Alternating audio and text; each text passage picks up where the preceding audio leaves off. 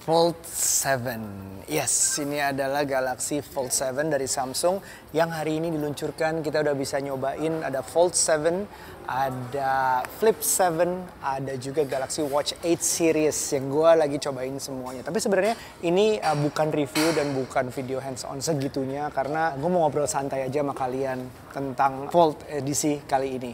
Yuk, kita mulai.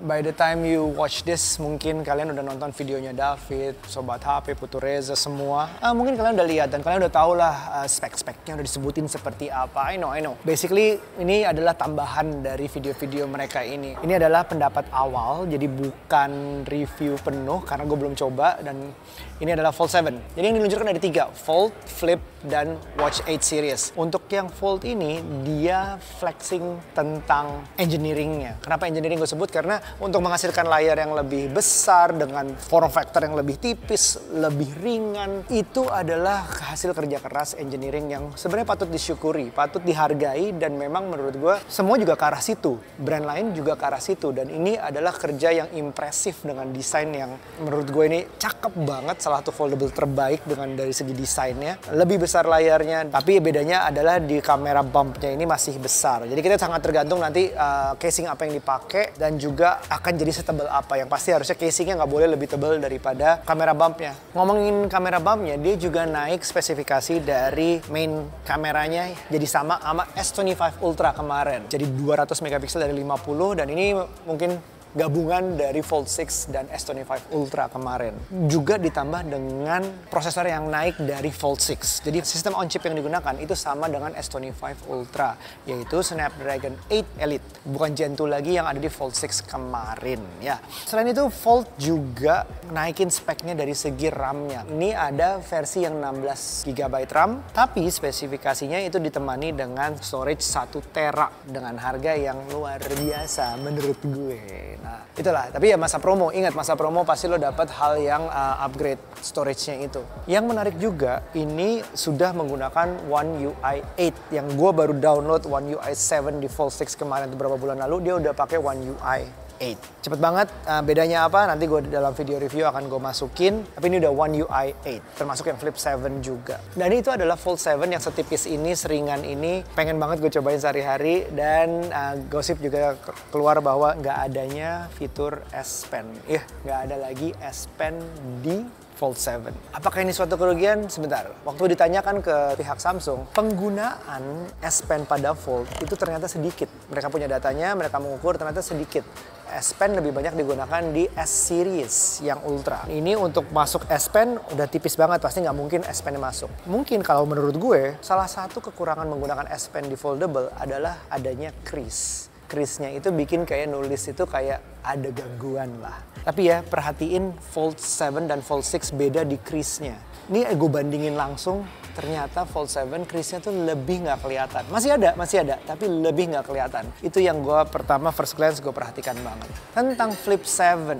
Flip 7 jujur mungkin bukan target marketnya gue ini untuk Flip 7 karena mungkin lebih terlalu kecil atau nggak cocok lah gue. Tapi menariknya yang berubah pertama adalah dia tidak lagi menggunakan Snapdragon. Untuk Flip 7 dia menggunakan Exynos 2500. Nah ini suatu keputusan yang berbeda lagi, walaupun sama di setiap negara tapi tidak sama dengan sebelumnya dan tidak sama dengan yang Fold series. Layar makin besar iya, makin tipis iya, kamera makin bagus iya, dan integrasinya dengan Gemini Live. Gemini Live itu bisa dipakai di depan, sama sepertinya sama Fold, tapi dia dengan layar yang kecil, dengan interface yang berbeda, dia bisa digunakan Gemini Live itu. Oke, bantu aku untuk Gemini. Diem dulu. Kalau menurut Anda rambut putih itu menandakan tua apa stres?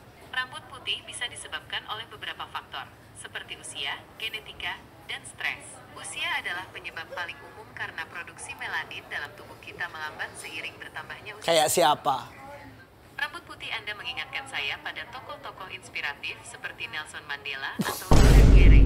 Mereka berdua Samsung is big on Gemini Advance karena kalau beli lo dapat promo berapa bulan gratis, dan juga kayaknya Indonesia investing big, walaupun di negara lain ada yang Perplexity Pro udah jadi bagian dari paketnya, dan ada rumors juga Samsung will invest on Perplexity. Rumors ya, rumors. Nah ini menarik kan, kayak beda negara, beda approach, mungkin datanya juga beda, itu yang harus kita pantau terus. Selain itu, Flip 7 juga masih ada flip suit-nya, dan dia juga baterainya sekarang 4300 ya.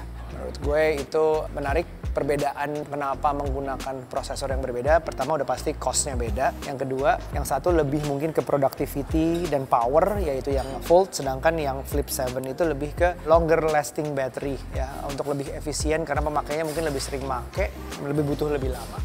Dan yang terakhir yang di launching hari ini adalah Samsung Watch 8 series, ada dua, yang klasik sama yang Watch 8.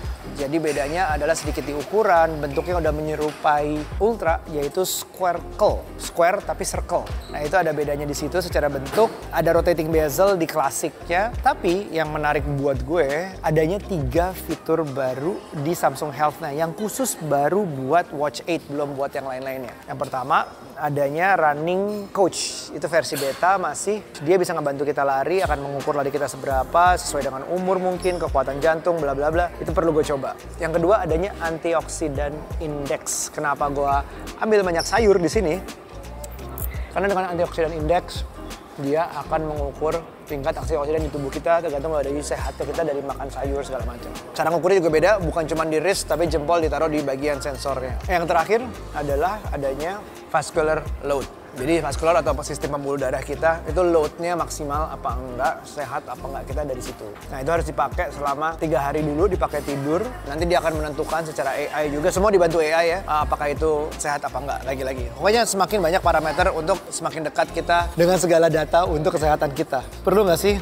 Kebanyakan data juga nakutin kadang-kadang. Enggak ya? Nggak tahu deh. Gue harus coba, itu harus dipakai minimal 3 hari. Gue pakai lari segala macam. Nanti gue bikin videonya khusus buat Watch 8 karena gue tahu kalian yang nonton channel ini sering banget nonton bagian watch gue. Jadi ya semoga dapat kesempatan untuk review lebih dalam lagi. So, gue nyelesain sayur gue dulu karena penting menurut Samsung. Sebenarnya memang penting sih. Apa gue pakai ini anak gue aja itu Watch 8 ya. Anyway, lanjut makan sayur. Tunggu video reviewnya. Baca promonya, kalau mau beli PO pasti itu udah lebih beneficial daripada lo beli sesudahnya. Value-nya sampai 8 jutaan kalau nggak salah, detailnya ada. Nanti lo klik link di bawah, lo udah nonton spek detailnya di channel lain. I hope my point of view on this one helps you decide. Alright, sampai ketemu di video berikutnya. Bye now, be healthy.